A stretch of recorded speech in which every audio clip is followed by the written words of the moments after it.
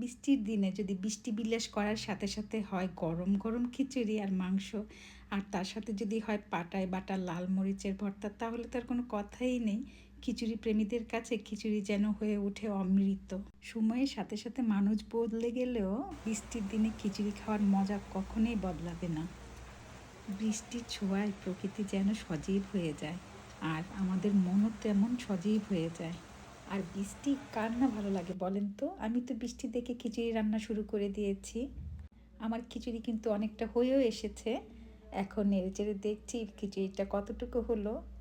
এমন বৃষ্টির দিনে খিচুড়ি হবে না, এটা তো ভাবাই যায় না। বৃষ্টির দিনে খিচুড়ি হবে না, তাহলে তো মনে হলো যে বৃষ্টি বিলাসটা অপূর্ণতাই রয়ে গেল। ভাবাই যায় না বৃষ্টির দিনে খিচুড়ি হবে না, এটা তো সম্ভবই না। সাথে রান্না করে নিলাম ঝাল করে মুরগির মাংস। আর এই গরম গরম খিচুড়ির উপর যদি হয় একদম অরিজিনাল গাওয়া ঘি 1 চামচ নিয়ে নিতে পারেন, তাহলে তো এটার মজা যেন দ্বিগুণ বেড়ে যায়।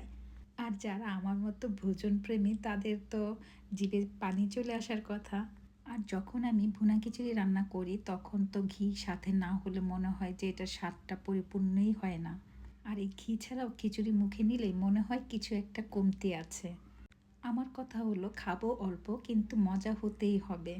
আর সেটা যে কোনো কিছু দিয়েই হোক না কেন। এই যে লাল মরিচের ভর্তা, জিভে পানি চলে আসছে দেখেই। এই লাল মরিচের ভর্তা দেখে তো আর সহ্য করার ক্ষমতা আমার নেই। আমি বসে পড়লাম, আর সবাই তো লাল মরিচের ভর্তা হাত দিয়ে নেওয়া শুরু করে দিয়েছে, আমিও নিয়ে নিলাম।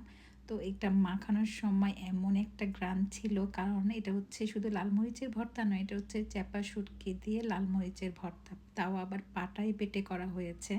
লাল মরিচের ভর্তা চ্যাপা শুটকি দিয়ে করার সময় একটু জ্বালা পোড়া হাতে করে, কিন্তু যদি সেটা টেস্ট হয় তাহলে এই জ্বালা পোড়াটাও যেন ভুলে যাই। আর একটু টেস্ট চাইলে একটু কষ্ট তো করতেই হবে। তো খাওয়া শেষে 1 কাপ কফি নিয়ে বারান্দায় বসলাম। আলহামদুলিল্লাহ, আমার বৃষ্টি বিলাস কেমন লাগলো অবশ্যই কমেন্ট করে জানাবেন। আল্লাহ হাফেজ।